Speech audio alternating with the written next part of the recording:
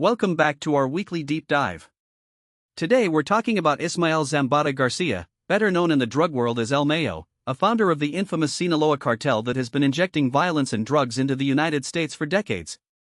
I'm calling him by his real name because in the press they finally identified him, not just a mythic legend. He's 76 years old and in his first and only meeting in a federal courtroom in Brooklyn, Judge Brian M. Coben delivered a sentence of life in prison. The judge noted that the law gave him little discretion. The charges were incredibly wide. Among them, El Mayo was convicted of coordinating a massive drug trafficking operation, bribing Mexican officials, and directing cartel soldiers to eliminate rivals. That work built the Sinaloa cartel into one of the most sophisticated and violent networks in the Western Hemisphere. Rendimiento. During the sentencing, El Mayo walked into the courtroom at a slow pace, read from a predetermined UV statement in Spanish, delivered it in a halting voice, and apologized for his past. He spoke of growing up in an environment where violence and crime were normal and ended by telling the next generation, choose a different path. It was a clear, concise apology. The court also ordered forfeiture of $15 billion, a figure that is, while symbolic, will likely never be recovered. To put that in perspective, it's the amount of money that the cartel allegedly had under its belt for years. The judge said that the plea deal had that he was already benefiting. The government also promised not to simply take the money and disperse it because the logistics of that operation often make it impossible. The further implication is that the U.S. won't just load the money onto a central bank and recycle it. The money is probably unstated. El Mayo's boss, Joaquin Guillotin, also known as El Chapo, has become a cultural icon.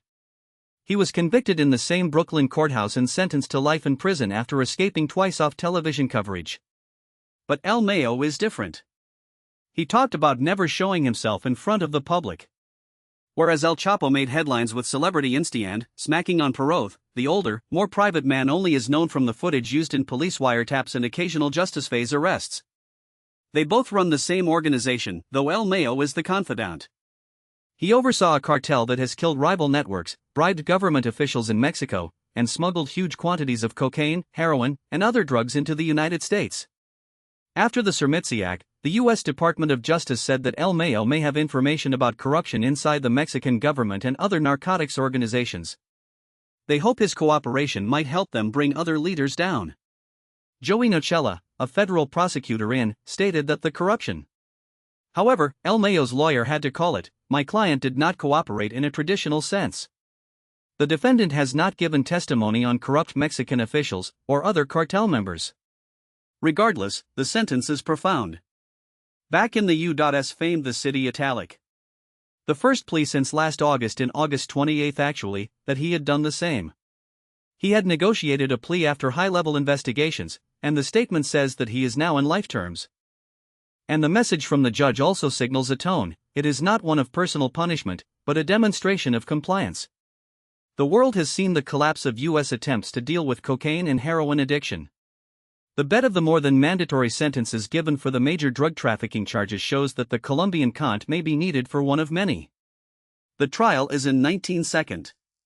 In a final word of closure, he said that he wants to X. The life sentence could effectively cut the Sinaloa network ways, and let the U.S. press think the pending directory signals that the operation is not only a top-level leadership but a statistical state data. That is perhaps the message in the sentence. In closing, the war on drugs is not an isolated case. New events keep playing out outside of homes, but El Mayo's new prison cell is a symbolic final straw.